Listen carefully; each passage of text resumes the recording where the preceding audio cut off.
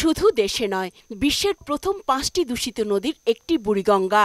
মাত্র ৪৫ কিলোমিটার দীর্ঘ এ নদীতে দিনে ৯০ টন বর্জ্য ফেলা হয়। এছাড়া নদী ঘেঁষা ১৫০ গোপন ড্রেন দিয়ে ৬২ ধরনের শিল্প বর্জ্য মিশছে বুড়িগঙ্গায়। ঢাকা শহরে যত ড্রেনগুলো আছে সব তো নদীর সাথে আইসা মিলিত হয়েছে। এই ময়লা পানিগুলো ড্রেন দেওয়ার নামে এখানে এই পানিগুলো কালো হয়ে থাকে। আশাবাড়ির, তারপর আপনার মিলের, ফ্যাক্টরির একটা পুরান কালা পানি সারে ড্রেন দেয়া।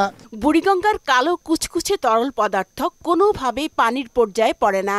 এতে মিশে আছে রাসায়নিক বর্জ্য, ক্রোমিয়াম, লেড ও সালফিউরিক অ্যাসিডের মতো বিষাক্ত তরল। পানিটা খারাপ, বহুত খারাপ, এটা কোনো কাজ করা যায় না। ঢাকার সিটির পানি সব ময়লাযুক্ত পানি নদীতে নামে, তারপরে ময়লা ফালায়। বুড়িগঙ্গার দূষণ বাতাসকেও ভয়াবহভাবে দূষিত করছে, যাতে করে ঝুঁকি বাড়ছে উচ্চ রক্তচাপ, চর্মরোগ ও ক্যান্সারের। এখান থেকে মনে করেন আপনার এয়ারকেও সে পলিউট করতে পারে, বায়ু দূষণে একটা সে রোল প্লে করতে পারে, যেমন মিথেন গ্যাস সে ওখান থেকে জেনারেট হতে পারে। আমরা আসলে সবসময় শর্ট টার্ম বেনিফিট আমরা দেখি সবসময়, যে লং টার্মে আসলে আমাদের কি করলে লং টার্ম বেনিফিট আমরা পাবো সেটা আমরা কখনো দেখি না। বুড়িগঙ্গার দূষণ অন্য নদীর জন্য কাল হয়ে দাঁড়িয়েছে বলে উদ্বেগ জানালেন এই মৎস্যবিজ্ঞানী।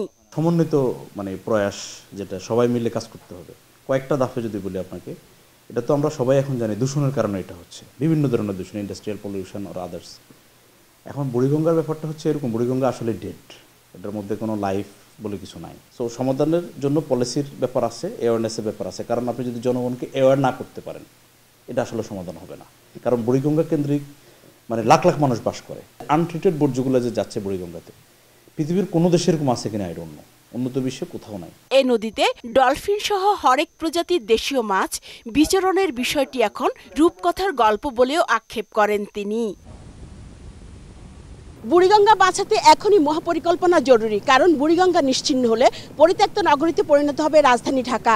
আশপাশের নদীগুলো মাত্রাতিরিক্ত দূষণের কারণে ঢাকা ওয়াসা প্রতিনিয়ত ভূগর্ভস্থ পানির ওপর নির্ভরশীল হয়ে পড়ছে। এতে করে অদূর ভবিষ্যতে ভয়াবহ বিপর্যয়ের মুখে পড়বে তিলোত্তমা নগরী ঢাকা।